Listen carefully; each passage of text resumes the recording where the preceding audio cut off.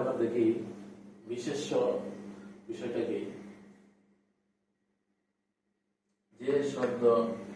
যেসব শব্দ দিয়ে ব্যক্তি, বস্তু, স্থান, কাল, ধারণা বোঝায় তাকে বিশেষ্য বলে। যেমন নজরুল একটি ব্যক্তির নাম, টেবিল বস্তুর নাম, হিমালয় স্থানের নাম, বৈশাখ রবিবার কালের নাম। তাহলে এটা আমরা পরিষ্কার।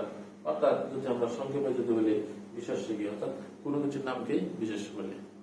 এক কথায় কোনো কিছুর নামকেই বিশেষ্য বলে। এবার আসি, আমরা বিশেষ্যের সংজ্ঞা পেয়ে গেলাম। এখন আমরা দেখি বিশেষ্যকে আরো তার কোনো ভাগ আছে কিনা, বা বিশেষ্য কত প্রকার হয়ে থাকে বা কি কি, সে বিবেচনা যদি দেখি বিশেষ্য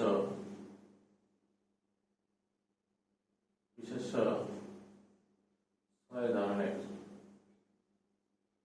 6 প্রকারের বিশেষ্য রয়েছে। কি কি বিশেষ্য রয়েছে আমরা যদি